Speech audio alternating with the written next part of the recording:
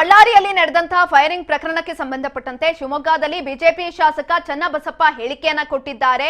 ಕಾಂಗ್ರೆಸ್ ಅಧಿಕಾರಕ್ಕೆ ಬಂದಾಗ ಕರ್ನಾಟಕ ಗೂಂಡಾ ರಾಜ್ಯವಾಗುತ್ತೆ, ಇದಕ್ಕಿದ್ದಂತೆ ಜಾಸ್ತಿ ಏನೂ ಹೇಳೋದಕ್ಕೆ ಹೋಗೋದಿಲ್ಲ, ನಾನು ಬೇಕಾಗಿಲ್ಲ ಅನ್ಸುತ್ತೆ ಅಂತ ಕೂಡ ಹೇಳಿಕೆಯನ್ನ ಕೊಟ್ಟಿರುವಂತದ್ದು.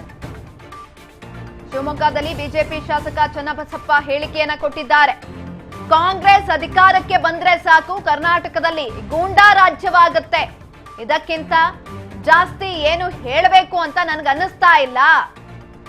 ಕಾಂಗ್ರೆಸ್ ಅಧಿಕಾರಕ್ಕೆ ಬಂದಾಗಲೆಲ್ಲ ನಾವು ನೋಡಿದ್ದೇವೆ ಏನಾಗಿದೆ ಅಂತ, ಗೂಂಡಾಗಿರಿ ವರ್ತನೆಗಳು ಜಾಸ್ತಿ ಆಗತ್ತೆ, ಈಗ್ಲಾದ್ರೂ ಗಲಾಟೆ ಕಂಟ್ರೋಲ್ ಮಾಡಿ ಅಂತ ಸರ್ಕಾರಕ್ಕೆ ಒತ್ತಾಯವನ್ನ ಕೂಡ ಮಾಡಿದ್ದಾರೆ.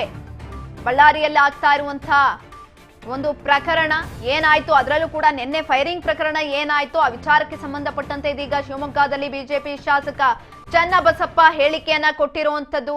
ಏನಾಯ್ತು ಅಂತ ಆದಷ್ಟು ಬೇಗ ಕಂಡಿಡೀರಿ, ಯಾಕಂತ ಅಂದ್ರೆ ರಾಜ್ಯ ಸರ್ಕಾರ, ಅದರಲ್ಲೂ ಕೂಡ ಕಾಂಗ್ರೆಸ್ ಸರ್ಕಾರ ಅಧಿಕಾರಕ್ಕೆ ಬಂದಂತಹ ಸಂದರ್ಭದಲ್ಲಿ ಈ ರೀತಿಯಾಗಿ ಗೂಂಡಾ ವರ್ತನೆಗಳು ಜಾಸ್ತಿ ಆಗುತ್ತೆ ಅಂತ ಕೂಡ ಹೇಳಿದ್ದಾರೆ.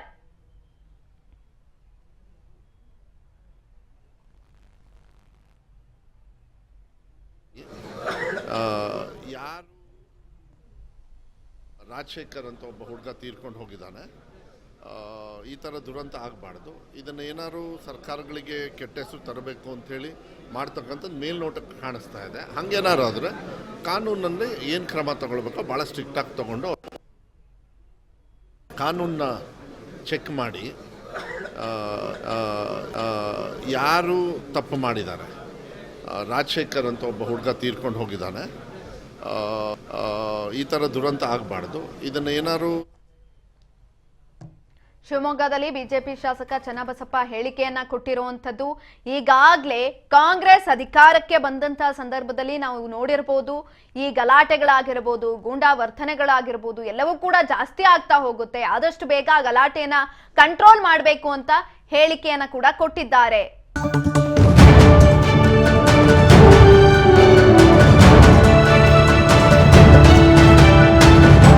ರಾಜ್ ನ್ಯೂಸ್ ಕನ್ನಡ.